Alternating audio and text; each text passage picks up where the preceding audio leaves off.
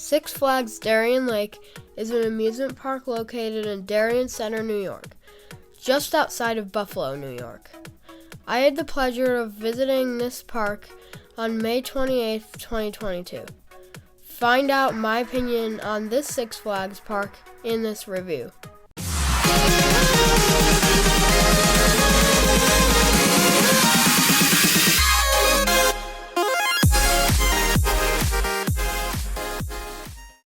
This park is home to 8 roller coasters: Ride of Steel, the Intamin Hyper, Viper, the Aero Looper, Boomerang, the Vekoma Boomerang, Predator, the Din Corporation Wooden Coaster, Tantrum, the Gerstlauer Eurofighter, Mind Racer, the SLC, hurts just pronouncing that, Motocoaster, the Zamperla Motorbike, the Zamperla Tivoli.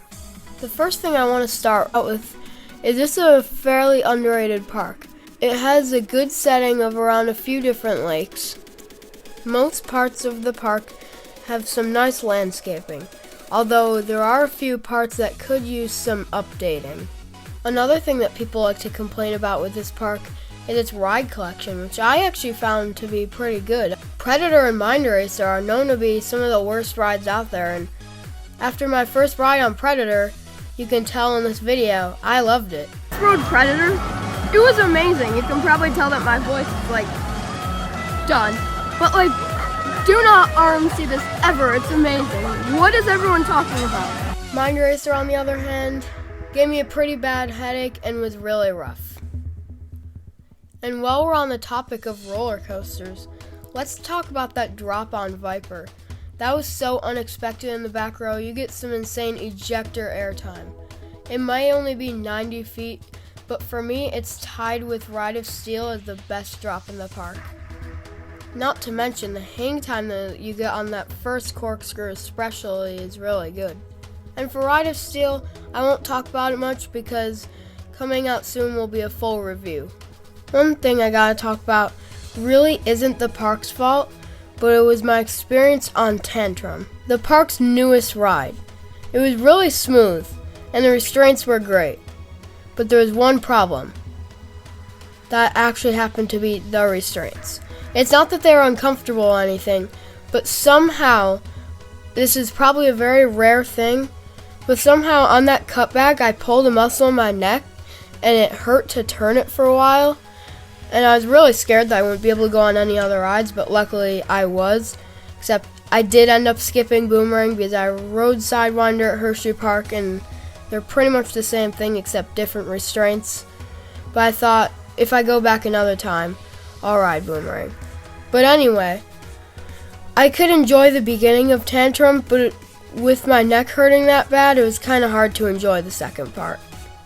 I mean, really one of my only complaints with this park is Motocoaster always being closed. Also, it was closed when I went. And the one train ops.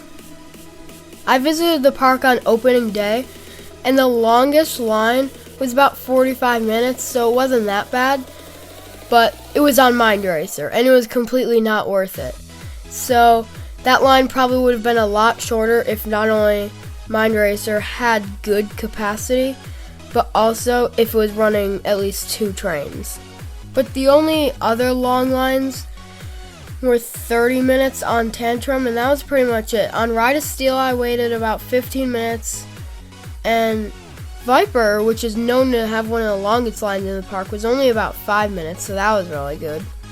And Predator was about average 10 to 20 minutes. Now for flat rides and other thrill rides. They have a pretty decent collection. The most notable one is Skyscreamer, the Starflyer, but besides that, it's mostly just average rides that you would see at the basic medium-sized amusement park, so nothing bad, but nothing like Canada's Wonderland level. For the food at this park, it was pretty much average theme park food, nothing special, just kind of overpriced chicken tenders and pizza, which I love both those things, but some people want more variety. If you do, then don't expect much, but if you're like me and you love chicken tenders and pizza, then you'll be fine with the food there. Another small thing, it's a tradition for me and my family to get Dippin' Dots every time we go to an amusement park. It's kind of weird that they didn't have chocolate, but I usually get cookie dough anyway, so. It's kind of weird that they didn't have chocolate, but that was probably just a random thing, because when I went to Hershey Park, none of the Dippin' Dots were open at all. So, it's better than that. In the end, I really did enjoy my time here, and I think everyone should take the time to just take a day out of their schedule and visit this park. It really is worth it. Now time to kind of predict what they're going to get in the future and what they could benefit from. So I really think that they should run at least 2 trains on all their roller coasters, because that would split all of their lines in half.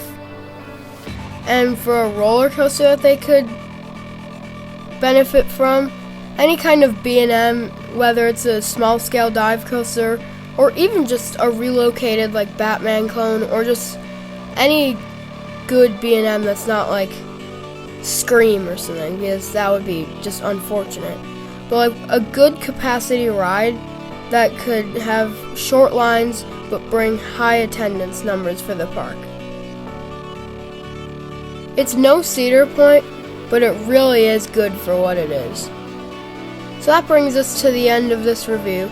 If you liked it, please like and subscribe, and I will see you in the next video.